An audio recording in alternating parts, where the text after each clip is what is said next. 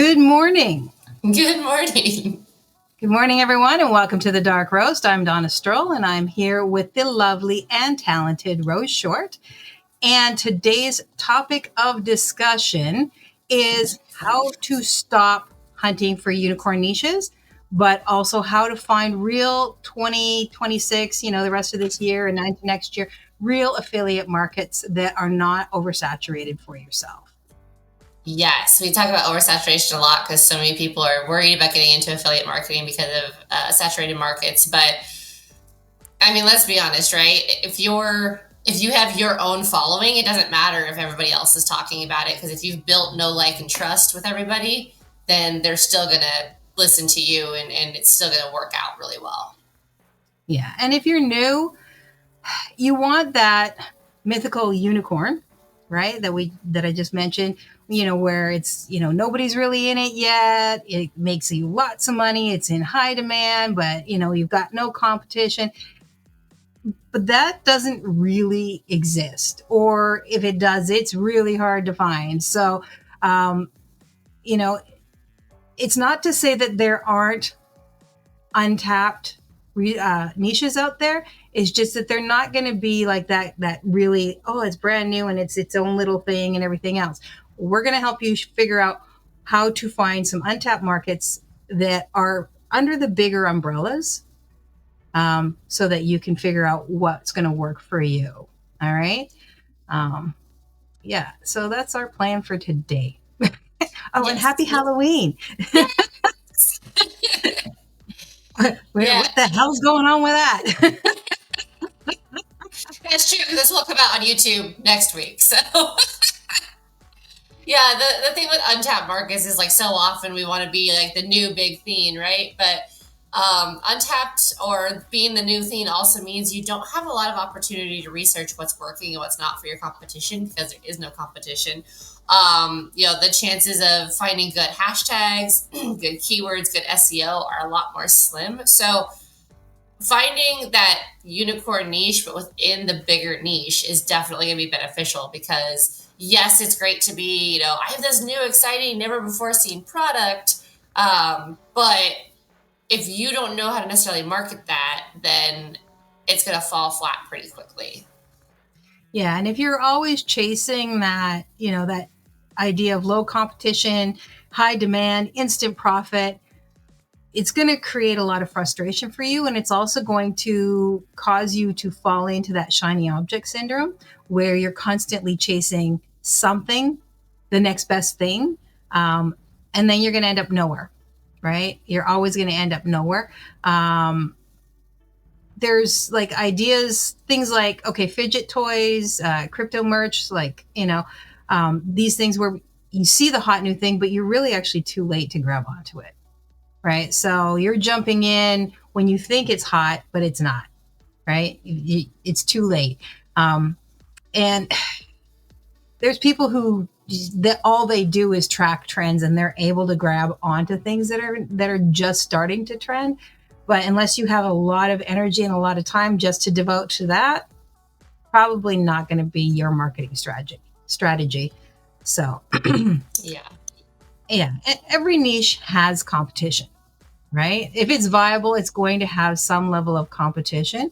And that's a good thing, because it means that there is actually money in that niche. So your goal is just to sift through that niche and find out the area that you can monetize, that you can work with, and that's going to do the best for you. The truth about market saturation. Yeah. So, every broad niche, when we say broad, we mean like fitness, self-improvement, make money online. What's another big one? Finance, right? Like, it's crowded. There's lots of people doing it, which is not necessarily a bad thing. But what matters more is better execution and deeper understanding within that niche, and maybe that micro niche that you're looking into, versus just trying to grab what everyone else is selling. Novelty versus solving real problems, right? If your product is something that really solved a problem for you, and you can talk about it and you create your content around it, and you can talk about how it's a common problem, but most people don't have the solution, that's really powerful. That speaks volumes. But if it's just like, oh, this is the newest fitness wear brand and I'm going to start promoting it because it's taking anybody, probably not going to work out as well. Yeah, and that again falls into the shiny object, right? If you're chasing the hope of a quick buck, then you're not actually solving a problem. You're not actually feeling connected to what it is you're actually promoting. And those two things come across very strongly when you're marketing. And people will see you bounce around. People will see that you're not actually dedicated to whatever it is that you're trying to promote. And that will turn your potential customers and clients away. Because if you aren't invested in what you're doing, why should they be invested in what you're doing? Right? Right. Yeah. So, your niche should be your problem solver. Yes, absolutely. So, you got to stop asking what niche can I pick and start asking yourself, what problem can I solve for this specific group? And that is, looking into yourself, looking at what's going around. Maybe it's your partner. Maybe it's a problem that your partner has or your friend has or your mom and dad have that you see them struggling with, but you can find a solution for or have a solution for.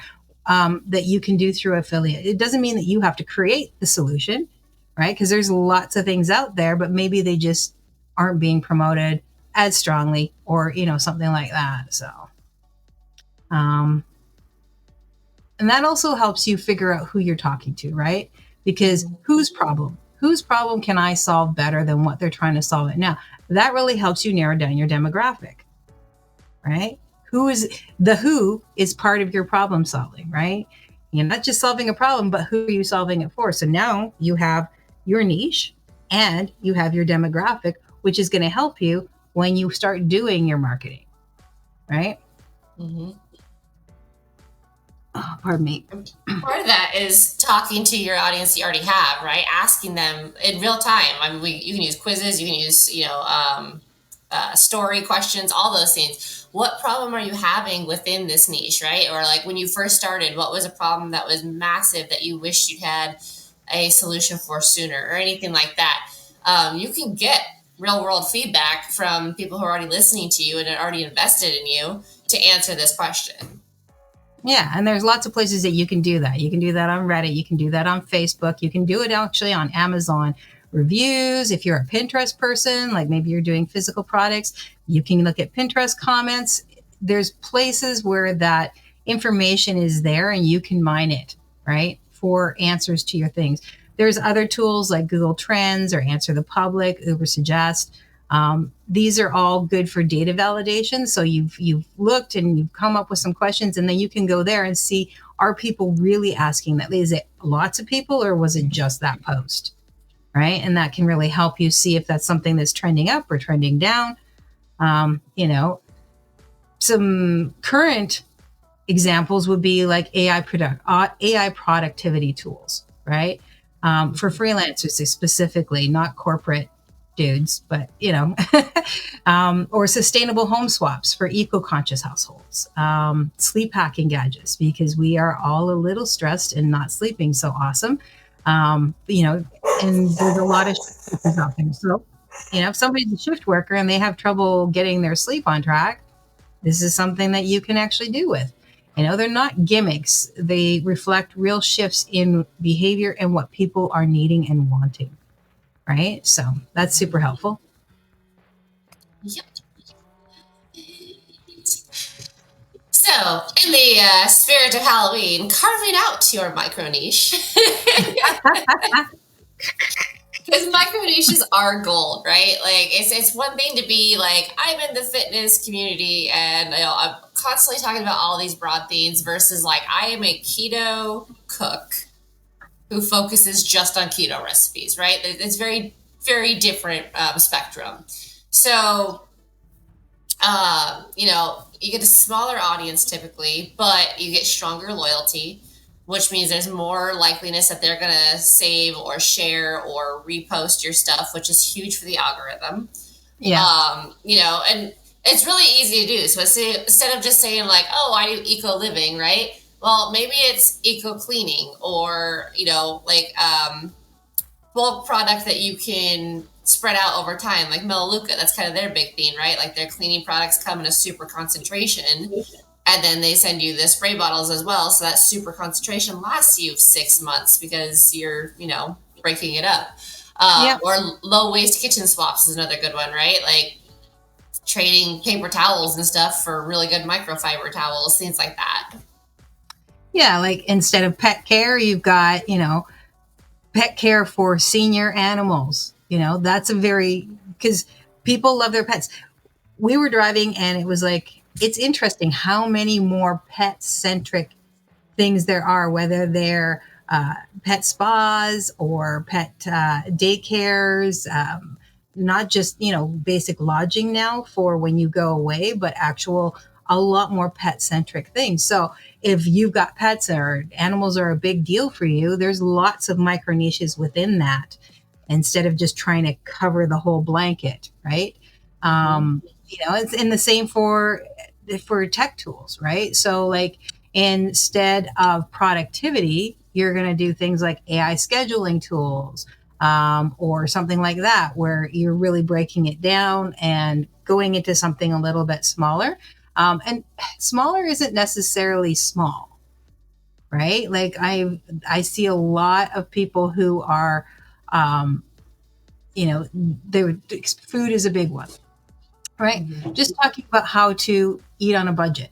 They start off cooking, but then they're showing how to eat healthy on a budget, or, talking about the nutrition, not slamming people about or slamming foods because, their idea is fat is best, but how to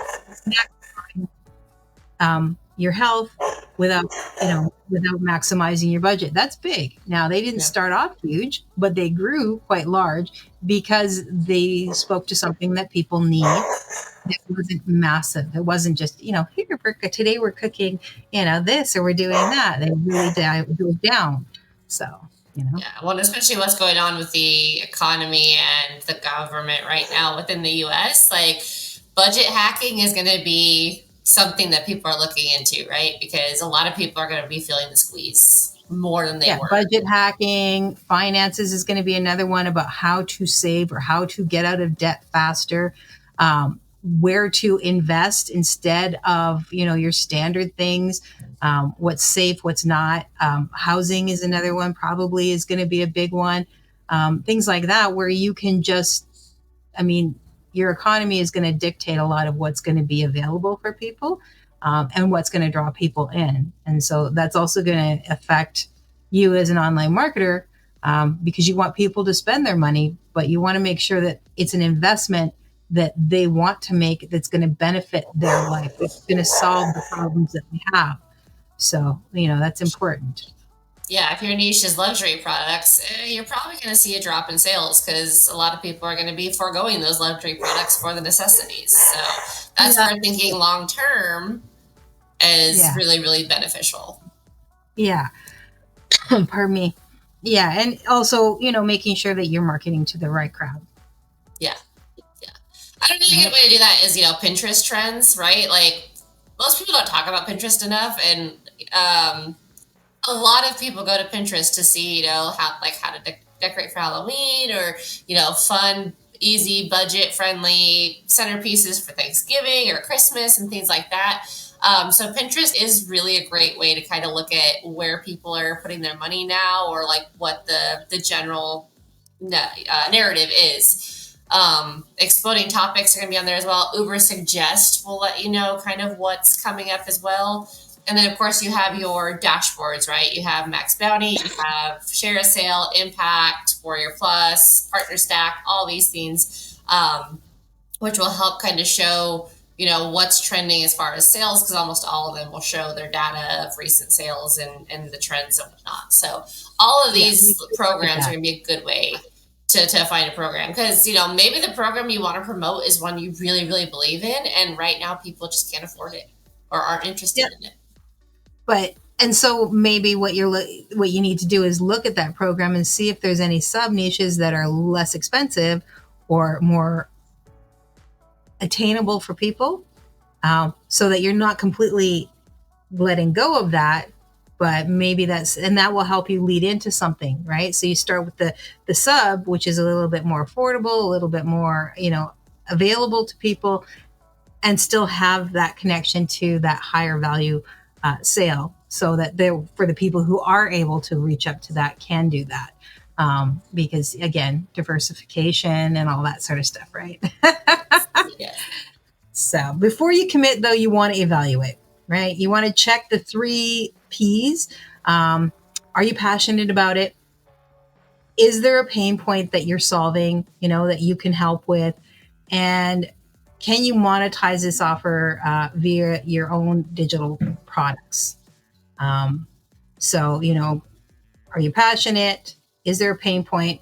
And are there products that you can then build off of with this, right? Because having your own little digital product, aside from your affiliate network that you can tack on, that you can add in, that you can use as an upsell or a downsell, that's going to be money in your bank that you don't have to give anything to anybody else for. That's 100% your income, which is a bonus. And even if it's only $5, you sell enough of $5, that's going to be money in your bank. So, right? Yeah. So, yeah. So passion, problem, and then profit.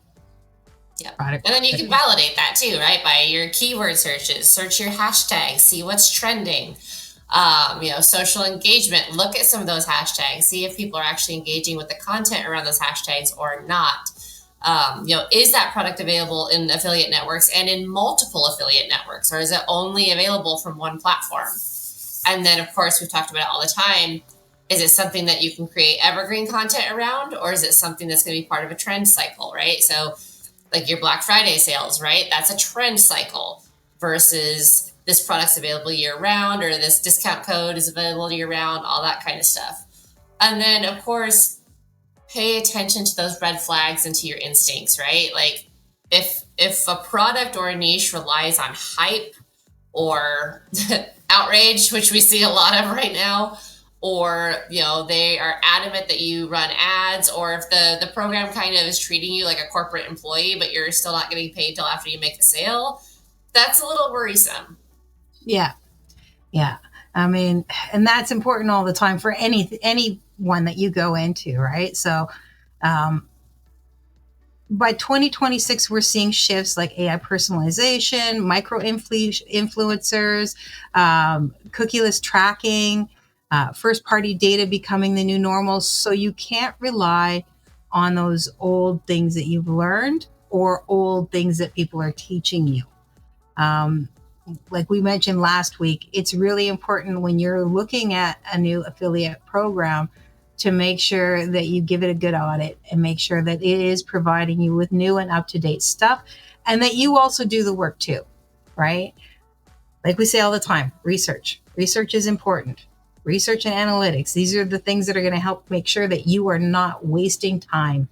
You're not because your time is valuable.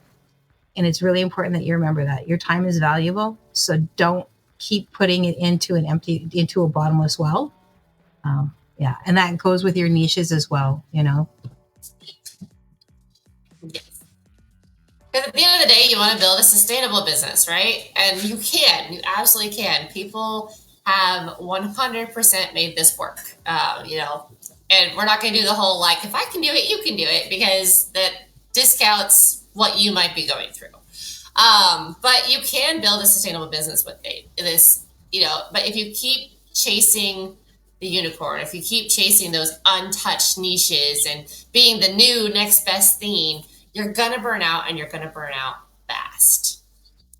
So solve real problems. Yeah, you need to, the people who are sustainable in this, they focus on value, consistency, and connection. And that goes for any niche that you're in. We lost her for a second. There she is. You back? Yeah, you've been freezing off and on, but it's been coming back, so I haven't said anything. Oh, okay. You actually dipped out and then came back. So you want to make sure that you're doing those sorts of things. And then you want to also build your authority, like you mentioned earlier. Build the authority in a niche before it peaks, not after it's viral, right? So if there's something that you've decided that's maybe not super viral right now, but you're seeing more of a trend towards it, it's okay to jump in, but build it up, build it up. Because as long as it's not a fly by night, you're going to be fine, right? Mm-hmm. Oh, puppies. Yeah, they got opinions today. And then you want to create real opportunities through testing your content, refining your message, staying consistent, innovating around your audience's next problem. So you solve this problem, then something else that's tied to that would be their next problem, right? And you do that by simply, paying attention, getting the information and that sort of stuff. So yeah, you don't want to chase the unicorn, you want to raise workhorses, right? It's going to take you a whole lot further. Stabby magical murder horses are not what you're after. Unfortunately. They seem pretty from a distance. So that pretty much wraps it up. Yeah, we do have a basic roadmap for you. I mean, it's really simple. You pick a topic that you actually care about, validate it, right? Make sure that it's real. Identify your audience and their problem. So sometimes your problem will dictate your audience. Sometimes your audience will dictate your problem, but they're sort of interconnected. Check whether or not it has any profitability, right? It's okay if it's not a large ticket item, as long as it's something that is consistently in need, right? And then commit to it for at least 90 days. You might need a little bit longer, but 90 days will at least tell you whether it has a heartbeat, right? Yeah. And most broad niches are crowded. That's just a reality. But your micro niche, that is where you can really build on something. So, that's it. And your audience is going to change over time, right? Their problem is going to change over time.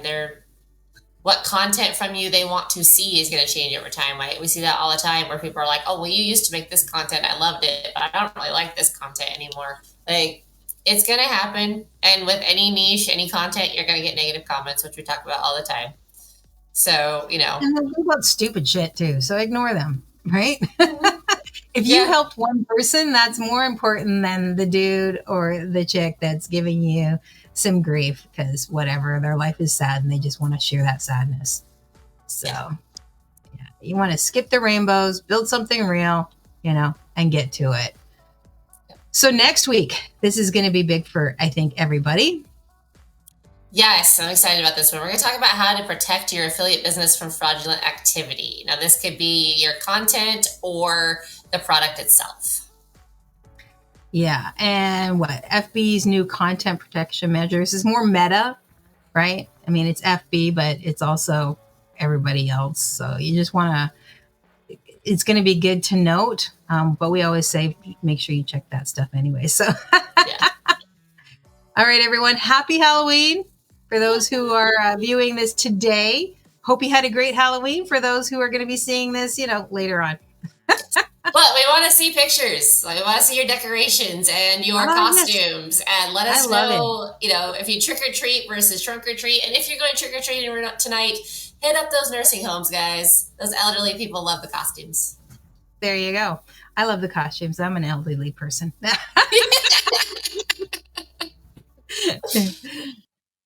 If you found this helpful, please drop a comment, share, and hit that subscribe button. Your feedback is super helpful in growing this channel. And of course, if you have any questions or if there's any specific thing that you would like us to talk about, drop that in the comments too. Happy Friday! Happy Friday, everyone!